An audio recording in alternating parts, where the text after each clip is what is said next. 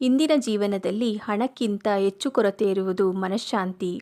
ಬಹುತೇಕ ಸಮಸ್ಯೆಗಳು ಬಾಹ್ಯ ಕಾರಣಗಳಿಂದ ಅಲ್ಲ, ನಮ್ಮ ಒಳಗಿನ ಅಶಾಂತಿಯಿಂದ ಬರುತ್ತವೆ.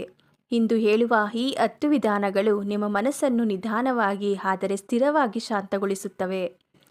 ಎಲ್ಲವನ್ನು ನಿಯಂತ್ರಿಸಬಹುದು ಅನ್ನೋ ಭ್ರಮೆ ಬಿಡಿ. ಎಲ್ಲವೂ ನಮ್ಮ ಕೈಯಲ್ಲಿಲ್ಲ. ಕೆಲವು ವಿಷಯಗಳನ್ನು ಒಪ್ಪಿಕೊಳ್ಳುವುದೇ ಮನಃಶಾಂತಿಯ ಮೊದಲ ಹಂತ. ಒಪ್ಪಿಕೊಳ್ಳುವುದು ಸೋಲು ಅಲ್ಲ, ಅದು ಬುದ್ಧಿವಂತಿಕೆ. ಪ್ರತಿದಿನ ಸ್ವಲ್ಪ ಸಮಯ ಒಬ್ಬರೇ ಇರಿ. ಮೌನದಲ್ಲಿ ಕುಳಿತರೆ ಮನಸ್ಸಿನ ಶಬ್ದಗಳು ಸ್ಪಷ್ಟವಾಗುತ್ತವೆ. ದಿನಕ್ಕೆ 10 ನಿಮಿಷ ಯಾವುದೇ ಗಲಾಟೆ ಇಲ್ಲದೆ ನಿಮ್ಮೊಂದಿಗೆ ಇರಿ. ತಕ್ಷಣ ಪ್ರತಿಕ್ರಿಯೆ ಕೊಡಬೇಡಿ.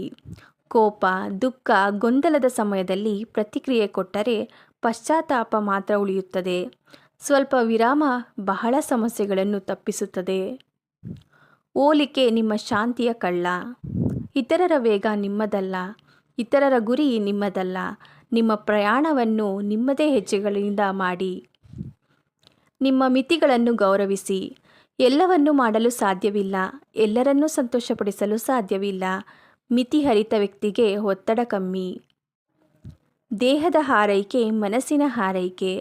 ಸಮಯಕ್ಕೆ ಊಟ, ಸಮಯಕ್ಕೆ ನಿದ್ರೆ, ಸ್ವಲ್ಪ ಚಲನೆ ಇವು ಸರಿಯಾದರೆ ಮನಸ್ಸು ಸ್ವತಃ ಶಾಂತವಾಗುತ್ತದೆ. ಈ ಎಲ್ಲ ಯುದ್ಧಗಳು ನಿಮ್ಮದೂ ಅಲ್ಲ.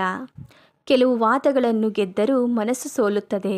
ಮೌನವಾಗಿ ದೂರ ನಡೆಯುವುದು ಕೆಲವೊಮ್ಮೆ ಅತಿ ದೊಡ್ಡ ಜಯ. ಕೃತಜ್ಞತೆಯ ಅಭ್ಯಾಸ ಬೆಳೆಸಿ. ನಿಮ್ಮ ಬಳಿ ಇಲ್ಲದಕ್ಕಿಂತ ಇರುವುದನ್ನು ನೆನಪಿಸಿಕೊಳ್ಳಿ.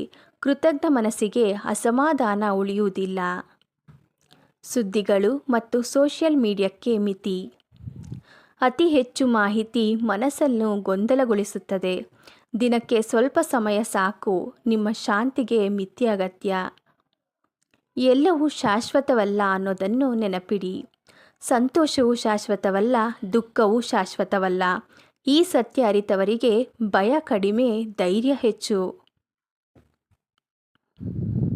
ಮನಃಶಾಂತಿ ಹೊರಗಿಲ್ಲ, ಅದು ನಿಮ್ಮ ಒಳಗೇ ಇದೆ. ನಿಧಾನವಾಗಿ ನಿಮ್ಮ ರೀತಿಯಲ್ಲಿ ಬದುಕಿ.